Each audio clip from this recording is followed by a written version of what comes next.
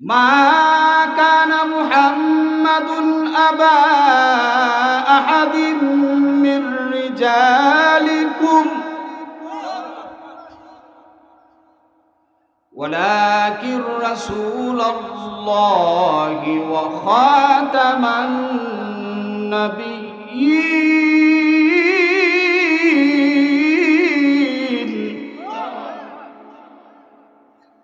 ওয়া কানা আল্লাহু বিকুল্লি শাইইন আলিমা। আর জোরে বলে আল্লাহু আকবার। আমার কথা না আল্লাহর 33 নম্বর সূরা 40 নম্বর আয়াতের মধ্যে আল্লাহ পাক রব্বুল আলামিন পয়গম্বর আরবি মুহাম্মদুর রাসূলুল্লাহ বলেন সাল্লাল্লাহু আলাইহি ওয়াসাল্লামের মাধ্যমে আগেই জানায়া দিয়েছে কি? আল্লাহ বলেন মা কানা মুহাম্মাদুন আবা আহাদিম মির রিজালিকুম। বুঝার কথা, আল্লাহ বলেন মুহাম্মদ তোমাদের কোনো পুরুষের পিতা নয়। বলেন, আপনারাও বলেন বলেন মুহাম্মদ তোমাদের কোনো পুরুষের পিতা নয়। এখন প্রশ্ন হইল, আমরা ইতিহাস পড়লে দেখি, ঐতিহাসিকের মধ্যে আছে, ইতিহাস পড়লে পাতায় পাতায় পাওয়া যায় মুহাম্মদুর রাসূলুল্লাহ সাল্লাল্লাহু আলাইহি সাল্লামের 4টা ছেলে আছেন। বলেন সুবহান। কয়টা ছেলে আছেন? এটা ব্যাখ্যা দিতেছে, এটা তাফসীর। তাইলে এখানে আল্লাহ বলল যে মুহাম্মদ তোমাদের পুরুষের পিতা নয়, তাইলে এটা কেমন লাগতেছে না? হ্যাঁ, এখানে ব্যাখ্যা আছে। রিজাল শব্দের ব্যাখ্যাটা শুধু আপনাদেরকে দিই। রিজাল বলা হয় পুরুষ 3 ভাবে বিভক্ত। একটা শিশু, আরেকটা হচ্ছে শাবুন নওজোয়ান, আরেকটা হচ্ছে শাইখ মানে বৃদ্ধ। বুঝেন নাই? বলেন শিশু, যুবক আর বৃদ্ধ।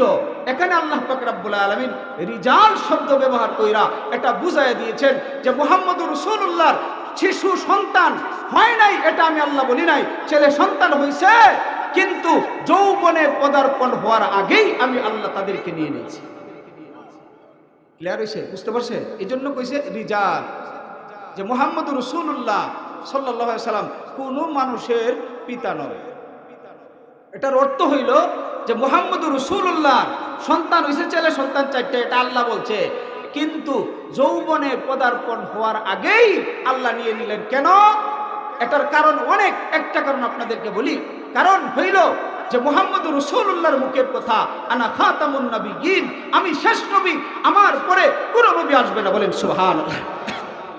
কিন্তু আরেকটা হইছে, একটু বুঝবেন, তাফসীরটি বুঝবেন। আরেকটা কথা এখানে, একটা হইছে আমার পরে কোনো নবী আসবে না, আরেকটা হইছে যে যত নবী আল্লাহ পাক রব্বুল আলামিন প্রেরণ করেছেন অধিকাংশ নবীর ছেলেরে আল্লাহ নবী বানাইছে। সুবহানাল্লাহ। আদম নবী, আদম সফিউল্লাহ আলাইহিস সালাতু ওয়াস সালামের ছেলে হইল নবী। কথা কয় না? এরপরে ইব্রাহিম খলিলুল্লাহ আলাইহিস সালাতু ওয়াস সালামের ছেলেরা হইল নবী। ইসহাক ছিল একটা নবী, তার ছেলে হইল ইয়াকুব নবী। ইয়াকুব নবী পয়গম্বর আলাইহিস সালাতু ওয়াস সালামের ছেলে হইল ইউসুফ, এটা হইছে নবী। বুঝেন নাই?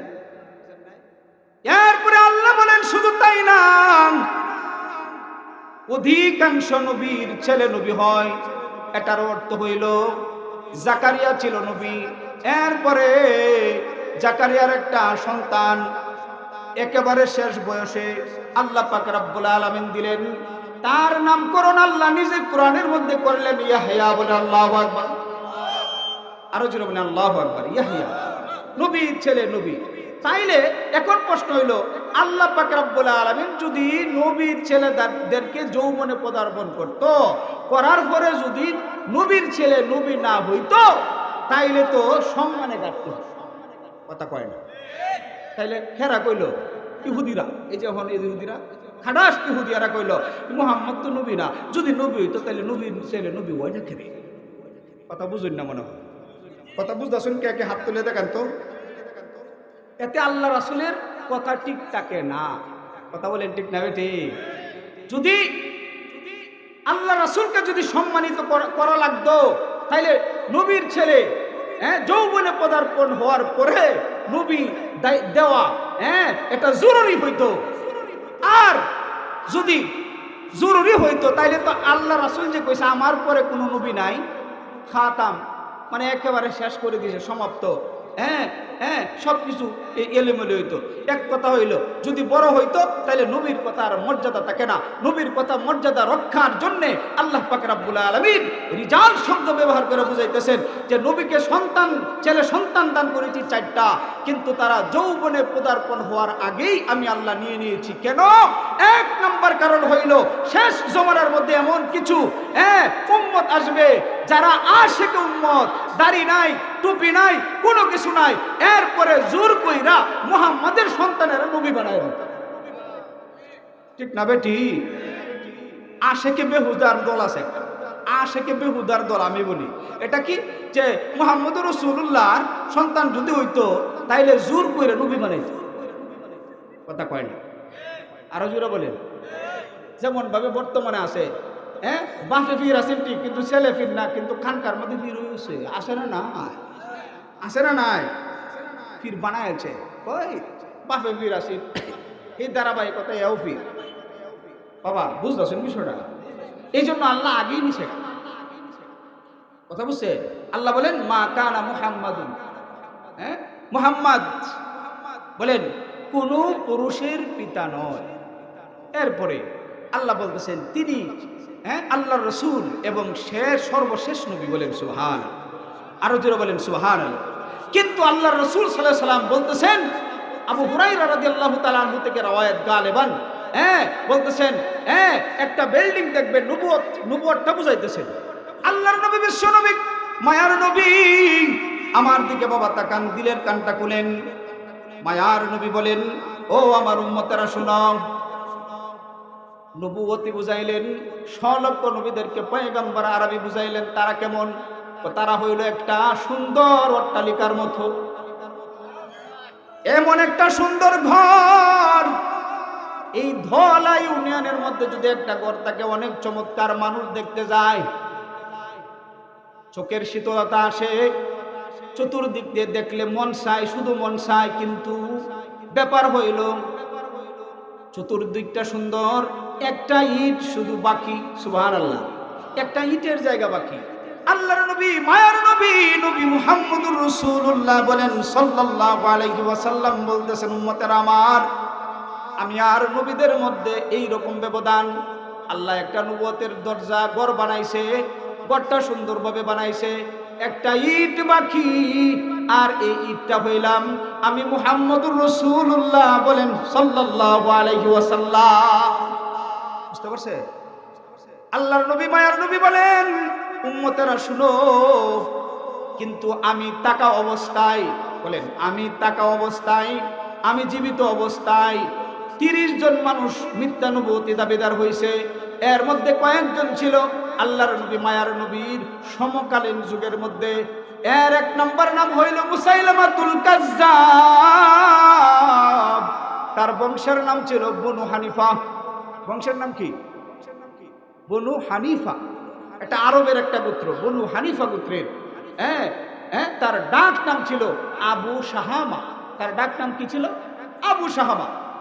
সে এক পর্যায়ে মুখতাসার আকারে বলতেছে আপনাদের জন্য, আল্লাহ যা বলেন, মা কানা মুহাম্মাদুন আবা আহাদিন মির রিজালিকুম ওয়ালাকির রাসূলুল্লাহি ওয়া খাতামান নাবিয়্যিন। বুঝতে পারছে? কিন্তু রাসূল তাকা অবস্থায় নবীদার আছেন কিনা? তার নাম হইছে মুসাইলামাতুল কাজ্জাব। ইতিহাসের পাতায় লেখা আছে রে যুবক, মুসাইলামাতুল কাজ্জাব তার আপন চাচাতো ভাই। এর মাধ্যমে পয়গম্বর আরবি মায়ার নবীর কাছে একটা বার্তা পাঠায় দিছে। এটার মধ্যে লেখছে দেন এক কত নিমুখ হারাম। বলতেছে, মুহাম্মদ তুমি তো রাসূল, ঠিক আছে, আমিও আল্লাহ রাসূল, কিন্তু মক্কার মধ্যে তুমি তো একটা জঘন্য কাজ করছো। সব মক্কার জমি যারা তুমি দখল করে নিছো, অথচ এই অর্ধেক জমির ভাগীদার আমি। নাউজুবিল্লাহ। আল্লাহ রাসূল অনেক কষ্ট পাইলেন, অনেক কষ্ট পাইলেন মিয়া। এখন তো রাসূলের আমরা আশেক রাসূলের অভাব নাই, কিন্তু মূলত আশেক খুঁজলে পাওয়া যায় না। বলেন ঠিক না বেঠি? আশেক রাসূল শুধু মুখে মুখে কিন্তু নাই, কিন্তু তারা ছিল আশেক রাসূল। কেমন আশেক রাসূল? আপনাদেরকে একটা দৃষ্টান্ত দেই। আল্লাহ রাসূল সাল্লাল্লাহু আলাইহি সাল্লামের ইজ্জতের হেফাজত করার জন্য সাহাবাই কেরাম, তাবে তাবিঈন তাদের নিজের জীবনটা দিয়ে দিয়েছে। বলেন সুবহানাল্লাহ। কিভাবে দিছে? আল্লাহ রাসূল কষ্ট পাইলেন। রাওয়ায়াত দুইটা, এক রাওয়ায়াতের মধ্যে আসছে আল্লাহর নবী, বিশ্ব নবী, মায়ার নবী, তার একজন সাহাবী ছিলেন হাবিব ইবনে যায়েদ রাদিয়াল্লাহু তাআলা আনহু। বলেন আল্লাহু আকবার। প্রেম কারে কর। উনি খেজুর কাঁচা কই, আমরা কাঁচা এই ভাষা ব্যবহার করি, কারি কইতো এটারে, কাঁচার মধ্যে খেজুর দিয়ে যাইতেছে।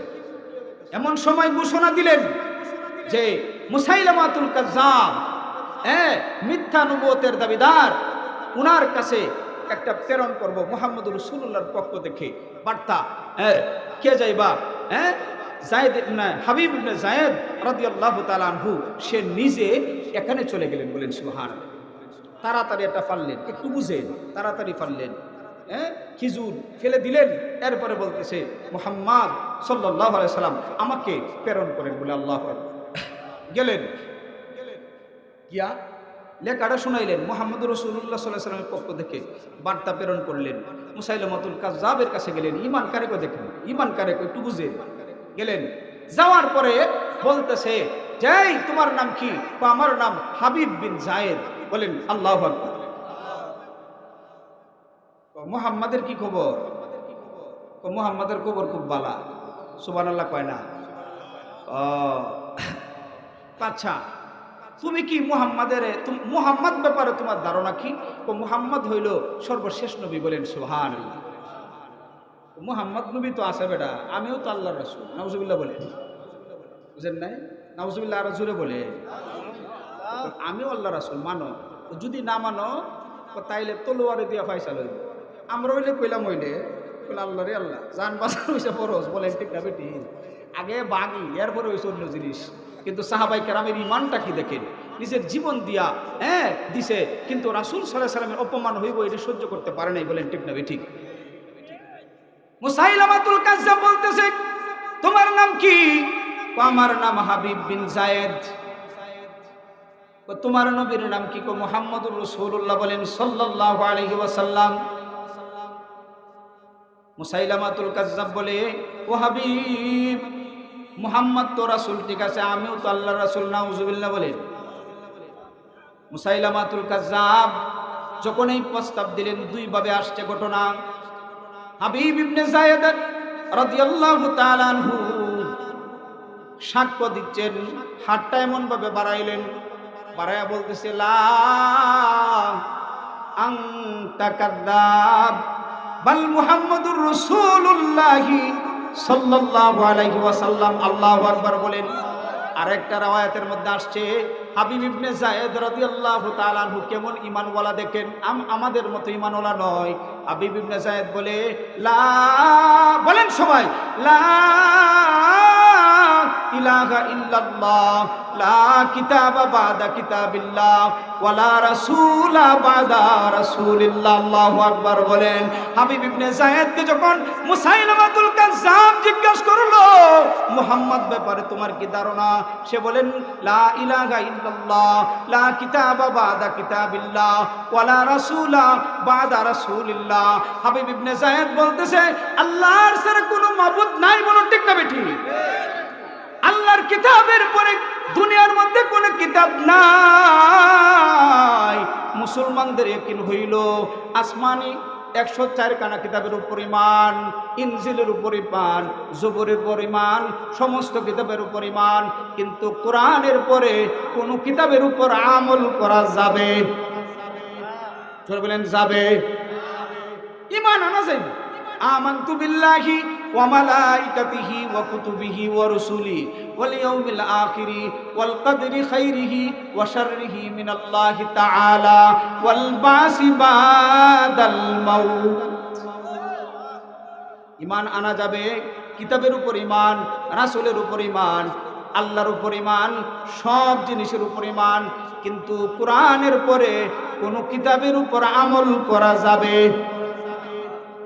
এই জন্য হাবিব ইবনে যায়েদ বলেন, লা ইলাহা ইল্লাল্লাহ, আল্লাহর ছাড়া কোনো মাবুদ নাই। বলেন, লা কিতাবা বাদা কিতাবিল্লাহ, আল্লাহর কোরআনের পরে আর কোনো কোরআন আর কোনো কিতাব মানা হবে না।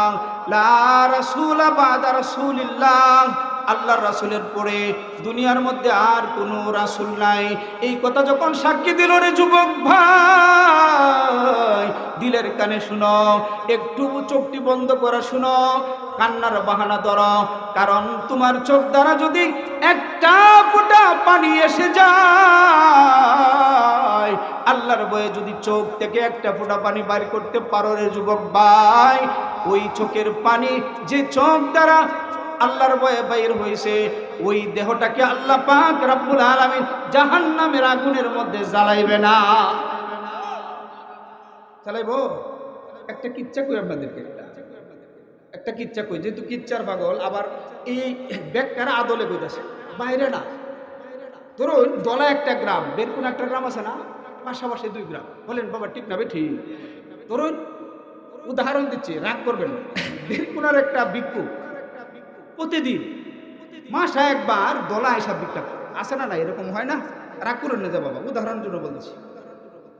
প্রতিদিনে আসে, একজন ধনী বাড়ির দিকে আসে। ধনী মানুষটা অত্যন্ত ভালো মনের মানুষ, প্রতিদিন 1 মাসের খাবার তাকে দেয়। সুবহানাল্লাহ কয় না? 7 দিন পর 7 দিন চলে গেল, মুক্তাসার আকারে বলতেছি 14 দিন চলে গেল, 1 মাস চলে গেল, বেটার খবর নাই। ভালো মানুষ, আগেই বলছি, যেহেতু লোকটা ভালো, এই জন্য ব্যাপারটা হচ্ছে খবর নিছে। কিরে বেটা সপ্তাহে 1 দিন আসে, আমি তাকে মোটা অঙ্কের কিছু টাকা পয়সা হাদিয়া দেই, আর সে এতেই খুশি হয়, কিন্তু এই সপ্তাহ তো আসলো না, কি হয়েছে তা এই খুঁজে ডলার মানুষটা বের কোনা গেছে। আল্লাহু আকবার। নাই আমি তো আগেই বুঝি, তাফসীর করলে কাইবার নামে একটু গুন্ডা ভাঙ্গা, আবার আদলটা দেখে কবরের আযাব যে কি, এটা বোঝানোর জন্য বলছি। ডলার মানুষটা বের কোনা যাওয়ার পর মানুষের কাছে জিজ্ঞাসা করলো, এই যে ভিক্ষা করে সলিমউদ্দিন, তার বাড়িটা কোথায়? কয়েকটা যুবক বলতেছে, ও মুরব্বী বাবা, এই যে কুরের গোটটা, এই কুরের গোটটা হইল ওই লোকের। আল্লাহু আকবার। ভালো লোক না হইলে তো গরিব লোকের খবর নেয় না, কথা কয় না, খবর নেয়। আর গরিবের হক মাইরে খা। বলেন গরিবের হক কি? মাইরে খা। ওর বেটা খবর নিছে, তো ভালো লোক না। এই ধনী মানুষটা ঘরের মধ্যে গিয়ে সালাম দিল, আসসালামু আলাইকুম ওয়া রাহমাতুল্লাহ। সালামের উত্তর দিল, দিয়া বলতেছে, ভাইজান কিছুদিন হয়ে গেল আপনি ভিক্ষা করতে যান না, আপনার সমস্যা কি আমার কাছে বলেন, আমার কাছে বলেন। লোকটা বলতেছে, ভাই আমার, আপনি অনেক ধনী মানুষ, সম্মানী মানুষ, আমাকে দেখার জন্য আপনি আসছেন, আপনি অনেক ভাগ্যবান, আমি অনেক ভাগ্যবান। ও ভাই, কিছুদিন হয়েছে আমি অসুস্থতার মধ্যে পড়ে আছি, দুনিয়ার মধ্যে আমার মা নাই, আমার বাবা নাই, আমার আত্মীয় স্বজন নাই, আমাকে দেখাশোনার করার মতো কেউ নাই, আমি অনেক অসুস্থ, আত্মীয় স্বজন নাই, গোষ্ঠীর মানুষ নাই। ও বাবা, একটু কান্নার বাহানা ধরো, গোষ্ঠীর মানুষ নাই, আমি যদি এমন অবস্থায় মারা যাই, আপনার কাছে ওসিয়ত হইল আপনি আমাকে জানাজার দিয়ে আমাকে কাফন দাফন করাইবে। নারায়ে তাকবীর বলে, নারায়ে তাকবীর, নারায়ে তাকবীর। ধনী লোকটা বলতেছে, ঠিক আছে ভাই, কথা দিলাম, কথা দিলাম, যদি তুমি মারা যাও তাইলে আমি তোমার সব ব্যবস্থা করব। কিছুদিন পর সেই লোকটা মারা গেছে।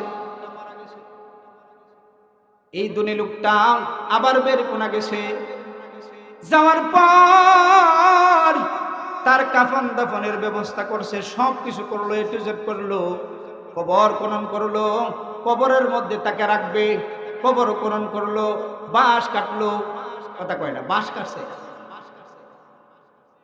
কবরের আযাব কত কঠিন বলেন। ডানে মাটি বামে মাটি, মাটির হইবে বিছানা, উপরের দিকে তাকাইয়া দেখো বন্ধু আছে বাঁশের সামিয়ানা। এই অবস্থা বাবা সবার হবে কিনা বলো? আরো জোরে বলো বাবা, হবে কিনা রে ভাই? ধনী হোক রাজা হোক গরিব হোক সবার এই অবস্থাই হবেই। বলেন হবেই হবে। ধনী লোকটা সবকিছু করলো, কাফন দাফনের ব্যবস্থা করলো, ঘুর করলো। লাশটা যখন লাগবে, বাঁশের একটা কাটকিরা ছোরা তার হাতের মধ্যে পড়ে গেল, হাত থেকে রক্ত বাইর হয়েছে, সামান্য রক্ত। কিন্তু বাবা এটার অনেক বড় কাহিনী আছে, মুক্তাজারা করে তোমাদেরকে শোনাই। আসছে, মাটি দিলেন, মাটি দেওয়ার পরে বাড়িতে গেছে, কিন্তু এত ব্যথা, ব্যথার যন্ত্রণা আর শেষ হয় না। আশরাফ আলী থানভী রাহমাতুল্লাহ আলাইহি তার কিতাবের মধ্যে বাবা ঘটনা উল্লেখ করেন। বড় লোক মানুষটা বাড়িতে আসলো, তারাইল উপজেলায় গেছে, কোনো কাজ হয় না। কিশোরগঞ্জে গেছে, কোনো কাজ হয় না। ঢাকা পঙ্গুতে গেছে, কোনো কাজ হয় না। এক পর্যায়ের যুবক ভাই হাতের আঙ্গুলটা কেটে ফেলছে, এরপরেও ব্যথা শেষ হয় না। আরো জোরে বলেন আল্লাহু আকবার, আরো জোরে বলি আল্লাহু আকবার। আঙ্গুল কাটছে, ব্যথা শেষ হয় না। ঘটনা কেমন না? অপারেশন করছে, ব্যথা যায় না, খালি বাড়ে। মসজিদের ইমাম সাহেবের কাছে আইসে বা একজন আলেমের দরবারে গেছে, হুজুর এই কাহিনী, এই অবস্থা, কবরস্থর লোকটারে যখন আমি করলাম, এই পর্যায়ে আমার হাতের মধ্যে একটা আঘাত পাইল, হাত কাটলাম, আঙ্গুল কাটলাম, এরপরে আমার ব্যথা কমে না। বলেন ব্যথা কমে না, কি করণীয় বলেন? দুনিয়ার মধ্যে সব ডাক্তারের কাছে গেছে, ডাক্তার রিপোর্টে পায় না। আছে না এরকম যে উনি অসুস্থ ঠিক, কিন্তু রিপোর্টের মধ্যে কিছু ধরা খায় না? আছে না নাই বাবা? এই জোরে বলেন আছে না নাই? আরো জোরে বলেন আছে না নাই? এই যে কিছুদিন আগে একটা লারা দিছে শুক্রবারে, আরো বলে 20 বার লাগবো লারা দিব। হ্যাঁ, এটা তো আল্লাহ আরো আগে বলে দিছে। বলেন 30 নম্বর সূরা। বলেন কত নম্বর? আমি আগেই বলছি, হামু বলতে। বলেন কত নম্বর সূরা? এই জোরে বলেন কত নম্বর সূরা? 30 নম্বর সূরা, সম্ভবত 41 নম্বর আয়াত। আল্লাহ পাক রব্বুল আলামিন আগেই বলে দিয়েছেন ভূমিকম্পের কারণ কি, জমি কেন লড়বে, এটার কারণ কি। আল্লাহ বলেন জহারাল ফাসাদু ফিল বাররি ওয়াল বাহরি বিমা কাসাবাত আইদিন নাস। আল্লাহ বলেন দুনিয়ার মানুষ শোনো, জলে এবং স্থলে যে কোনো তুমি বিপর্যয় দেখো, এই বিপর্যয়ের কারণ হইল মানুষের আমল যখন নষ্ট হয়ে যাবে, মানুষ যখন রবকে ভুলে যাবে, মানুষ যখন আল্লাহকে ভুলে যাবে। আল্লাহ পাক রব্বুল আলামিন অন্যত্র আয়াতের মধ্যে ডেকে বলেন ইয়া আইয়ুহাল ইনসান মা গাররাকা বিরব্বিকাল কারীম। আল্লাহ বলেন হে মানুষ, কিসে তোমাদেরকে তোমাদের মহান রব থেকে দূরে রাখলো, দুকাই ফেলে দিল? কিসের কারণে, কিসের ভালোবাসায়? দুনিয়ার কোন ভালোবাসায় পড়িয়া রবের ভালোবাসা থেকে তুমি ফিরে আসলা? অথচ তোমার আম্মা তোমাকে দুনিয়ার মধ্যে সব চাইতে বেশি ভালোবাসে। তোমার আম্মা ভালোবাসে, শ্রীগাল তার বাচ্চাকে ভালোবাসে, গাভী তার বাচ্চাকে ভালোবাসে, কুকুর তার বাচ্চাকে ভালোবাসে। কেন জানোনি? শেখ সাদী রহমাতুল্লাহি আলাইহি ভালোবাসার উদাহরণ দিয়া বলতেছেন, ও দুনিয়ার মানুষ, ভালোবাসার একটা সাগর আছে, সাগর। ওই সাগরটাকে আল্লাহ 100 ভাগে ভাগ করেছেন, 99টা ভাগ আল্লাহর হাতে রেখে দিয়েছেন, আর একটা অংশ এটাকে আবার আল্লাহ 99টা ভাগ করেছেন। 100 ভাগ করছেন, 99 ভাগ মুহাম্মদুর রাসূলুল্লাহ সাল্লাল্লাহু আলাইহি ওয়াসাল্লামকে দিয়েছেন। আর একটা অংশ থেকে তোমার আম্মারে দিছে, আমার আম্মারে দিছে, কুকুরেরে দিছে, গাভীরে দিছে, শ্রীগালেরে দিছে, কুঞ্জুরে দিছে। তামাম পৃথিবীর মধ্যে যত মাখলুকাত আছে সমস্ত মাখলুকাতের মধ্যে আল্লাহ দিয়া দিছে। একটা অংশের ভাগ যদি কুকুর পায়, দেখবেন অনেক ঘটনা আছে। একটা মহিষ তার সন্তানকে যখন সিংহ, একটা প্রাণী, এই সিংহ যখন আক্রমণ করলো, সে জানে নির্ঘাত মৃত্যু। এরপরেও মা মহিষটা সন্তানের প্রেম অন্তরের মধ্যে থাকার কারণে এই সিংহটার সাথে যুদ্ধ করে এক পর্যায়ে যুদ্ধ করতে করতে মা মহিষটা মারা যায়। বলো ঠিক না বেঠি? কিসের কারণে? মহব্বত। কি মহব্বত? একটা অংশের মহব্বত, একটা অংশের মহব্বতের কারণে। দেখবেন একটা গরু, গাভী আপনি গেলে দুধ দেয় না, লাত্তি মারে। বাবা বুঝতেছেন না ওটা? কিন্তু এই যখন বাচ্চারা যা লাত্তি দেয়, কেন দেয় না? মহব্বতের কারণে। আল্লাহ বলেন, ও দুনিয়ার মানুষ শোনো, যারা পরিমাণ মহব্বতের কারণে যদি মা সন্তানের জন্য জীবনটা দেয়, তাইলে আমি আল্লাহর কত মহব্বত, আমি আল্লাহর কত মহব্বত, আমি আল্লাহর কত মহব্বত, আমি আল্লাহর কত মহব্বত। আমি আল্লাহ তোমারে এত সুন্দর করে বানাইলাম, জায়গায় জায়গায় বানাইলাম, নাকের জায়গায় নাক দিলাম, চোখের জায়গায় চোখ দিলাম, চুটাম দেহকারী হিসেবে তোমারে বানাইলাম। আল্লাহ বলেন, ফি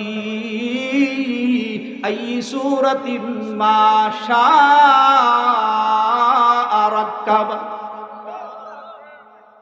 এই কথাটা আল্লাহ বলেন ব্যাখ্যা, ইয়া আইয়ুহাল ইনসান মা গাররাকা বিরাব্বিকাল কারীম। হে মানুষ, কিসের কারণে, কিসের কারণে, কিসের কারণে তোমরা তোমাদের রবের ভালোবাসা থেকে দূরে রইলা? কার মায়ায় পড়িয়া? আমি রবের মায়া থেকে দূরে রইলা। কোন জিনিসের মায়ায় পড়িয়া, কোন জিনিসের প্রেমে পড়িয়া? আমি রবের মহব্বত তোমরা ভুলে গেলা। কয়জন মানুষের আছে বুঝেন নাই? যে কথা বলতেছিলাম, এই যে আপনারা দলার ঘটনা মনে আছে? সলিমউদ্দিন বেড়া আঙ্গুল কাটেছে, বেদনা কমে না। আঙ্গুল কাটছে, এরপরেও ব্যথা যায় না। ব্যথা আর ব্যথা, ব্যথা আর ব্যথা। বাংলাদেশের সমস্ত ডাক্তারের কাছে গেছে, ব্যথা নাই। এরকম না, ঘটনাটা অন্যরকম, বুঝানোর জন্য বলতেছে। বুঝছে? সব ডাক্তার শেষ, পৃথিবীর ব্যথা শেষ হয় না, আঙ্গুল কাটছে। এক পর্যায়ে আলেমের দরবারে যাওয়ার পরে বলতেছে, এই জমানার মধ্যে সব চাইতে বড় আলেম হইল শাইখুল হাদিস আজিজুল হক রহমতুল্লাহ আলাইহি। আল্লাহু আকবার বলে এক পর্যায়ে উনার কাছে গেলেন।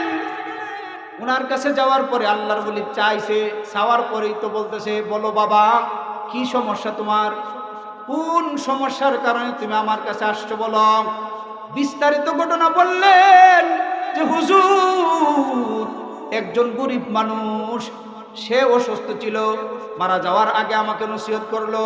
আমি তার নসিহত অনুযায়ী তার কাফন দাফনের ব্যবস্থা করলাম, সব কিছু করলাম। কবরের মধ্যে যখন রাখলাম, একটা কবরের কাটকির একটা আঁসুর আমার আঙ্গুলের মধ্যে লাগলো। এরপর থেকে ব্যথা আর ব্যথা। ও হুজুর, শুধু ব্যথা আর ব্যথা। আমার আঙ্গুল কাটলাম, সব কিছু কাটলাম, কিন্তু ব্যথা সারে না। আজিজুল হক রহমতুল্লাহ আলাইহি বলতেছে, বাবারে, তামাম পৃথিবীর সমস্ত ডাক্তার কবিরাজ যদি তুমি গুল্লা খাও, এরপরেও সেই ব্যথা ভালো হবে না, ভালো হবে না। কয়টা দুনিয়ার কোনো ব্যথা নাই রে বাবা। হুজুর তো বুঝতে ফলাইছেন, বলতেছে বাবা রে, এটা দুনিয়ার কোনো লোক নয়, এটা হইল কবরে বরজকের ব্যথা, কবরের ব্যথা, কবরের ব্যথা, কবরের ব্যথা। যে লোকটাকে তুমি কবরের মধ্যে রাখছো, সে হইল জাহান্নামী। কবরের মধ্যে জাহান্নামের আগুন জ্বলবে, এটার ব্যথা।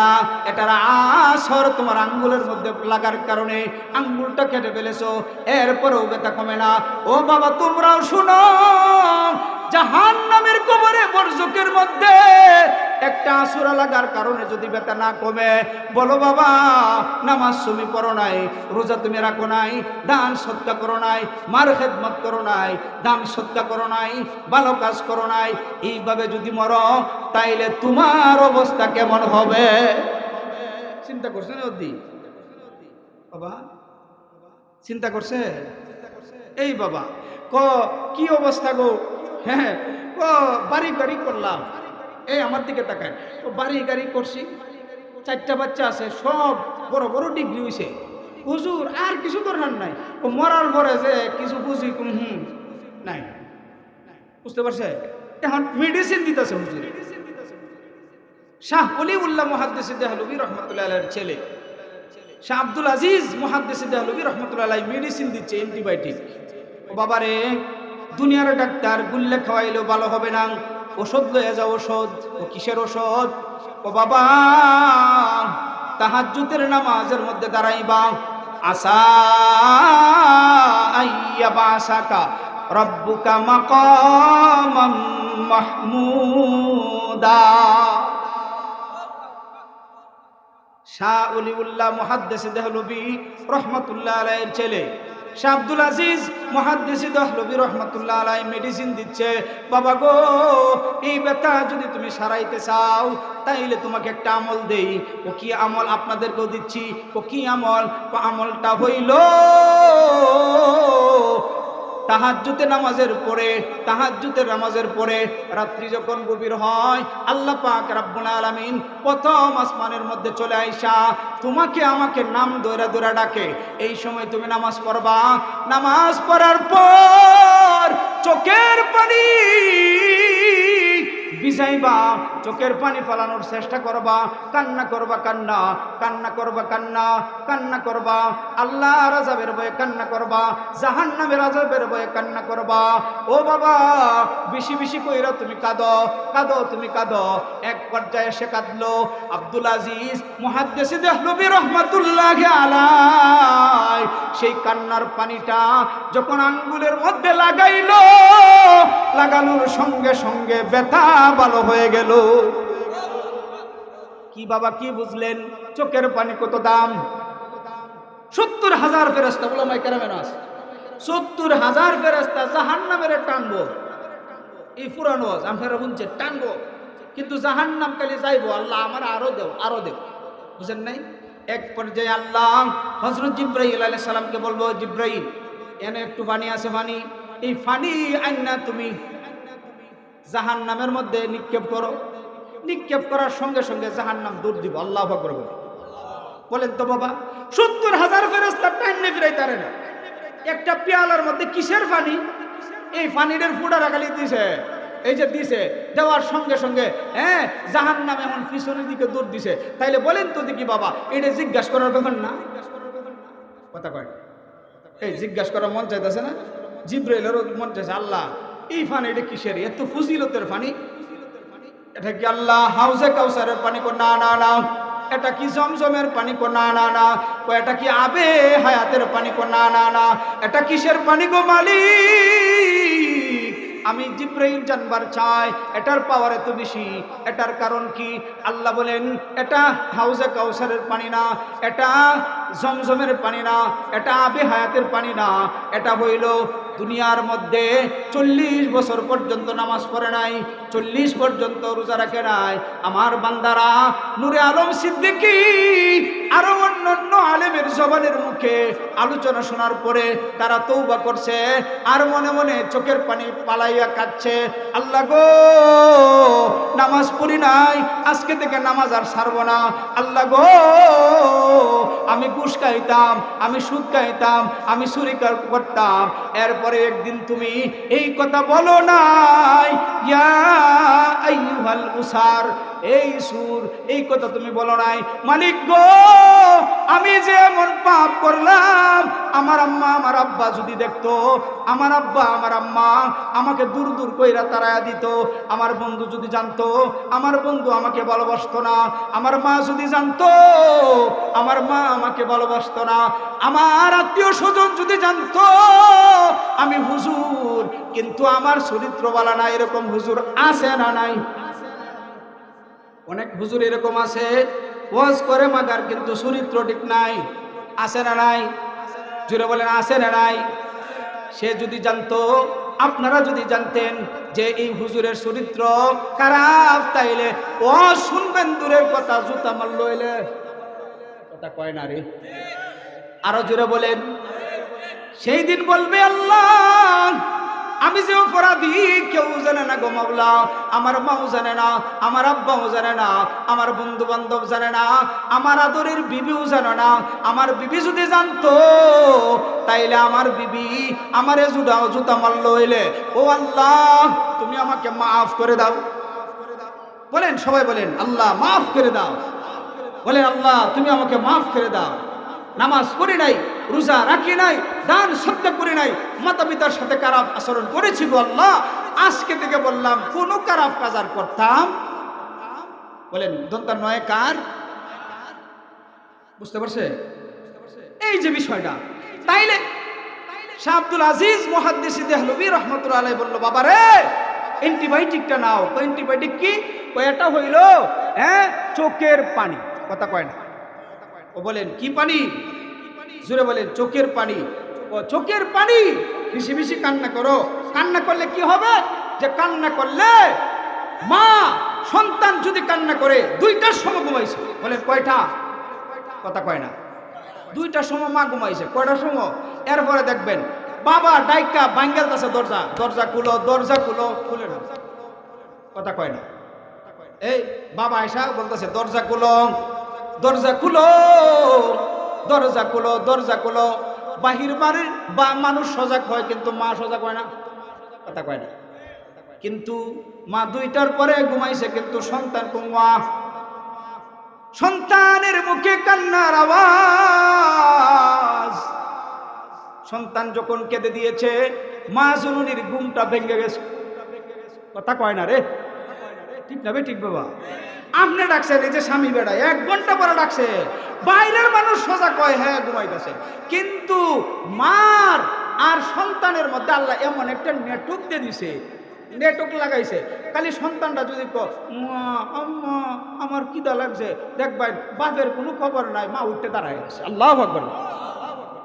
আল্লাহ পাক রব্বুল আলামিন বলেন, গোলাম শুনো, অল্প একটু ভালোবাসার কারণে মার অন্তরের মধ্যে যদি সন্তানের এত ভালোবাসা, তাইলে আমি আল্লাহর যে 99 গুণ ভালোবাসা বেশি আমার কেমন দয়া লাগে। আমি আল্লাহ এত আদর মায়া কইরা তোমারে বানাইছি রে বান্দা, জাহান্নামে দেওয়ার জন্য নয়। জাহান্নামে দেওয়ার জন্য বানাইছে? এত সুন্দর করে বানাইলাম, জাহান্নামে দেওয়ার জন্য নয়। জাহান্নামে দেওয়ার জন্য তো আল্লাহ বানাইছে না। এরপরে জাহান্নামে কেন দিবে? যে মালিকের কোনো কাজই করেন, মালিকের কোনো কাজই করেন, মালিকের কোনো কাজই করে না, কাজ থেকে একেবারে আমরা গাফিল। বলেন ঠিক না ঠিক? এই জন্য আল্লাহ ডাকতেছেন, ইয়া আইয়ুহাল ইনসান মা গাররাকা বিরাব্বিকাল কারীম। হে মানুষ, কিসের ভালোবাসার কারণে তোমরা তোমাদের রবের ভালোবাসা থেকে দুকাই পড়ে গেলা, অনেক দূরে সরে গেলা? কিসের ভালোবাসা? আমি আল্লাহর ভালোবাসা থেকে তোমাদেরকে দূরে রাখছি। কোন জিনিসের ভালোবাসা বলো? অথচ কবরের মধ্যে, মিজানের মধ্যে, ফুল সিরাতের মধ্যে, ময়দানে মাহশরের মধ্যে মাতা পিতা সব পলায়ন করবে, ভাই পলায়ন করবে, বন্ধু বান্ধব পলায়ন করবে, আল্লাহর ছাড়া কেউ তোমার পাশে দাঁড়াইবে। কথা কয় না রে? আল্লাহর ছাড়া কেউ দাঁড়াইতো না। আল্লাহ যে কেমন মায়ার, একটা ঘটনা আপনাদেরকে বলি। সর্বশেষে যে ব্যক্তিটা জাহান্নামে যাইব, এই ব্যক্তির অনেক লম্বা সূরা কাহিনী এই কিতাবের মধ্যে আসছে, হাদিসের মধ্যে আসে। একটু খালি অংশ আপনাদেরকে বলি। সর্বশেষে যেটা জাহান্নামে দিব, এটা দেখেন অবস্থা। এটা কি দিব দেখেন? এটা ডাকবো, কিভাবে ডাকবো দেন? ইয়া হান্নান ইয়া মান্নান। বলেন ইয়া হান্নান ইয়া মান্নান, ইয়া আন্নান, হে মান্নান। এমন ভাবে ডাকবে, এমন ভাবে ডাকবে, ডাকতে থাকবে, ডাকতে থাকবে, ডাকতে থাকবে। এই হাদিসের ব্যাখ্যা অনেক চমৎকার। হাজার হাজার বছর চলে যাইব। এখানে মুমিন বান্দাদের জন্য একটু এই একটা ভয় কাজ করবে। আছে না ভয় যে এই বেড়ারে চেয়ারম্যান বানাইছে, যদি কায়রে নেই গা, কথা কয় না। একটা উদাহরণ দিই, এই যে দলে নমিনি দিছে বিএনপি থেকে, যদি কয় যে এর মানে নমিনি বাদ দেলাই, তাহলে করার কিছু আছে?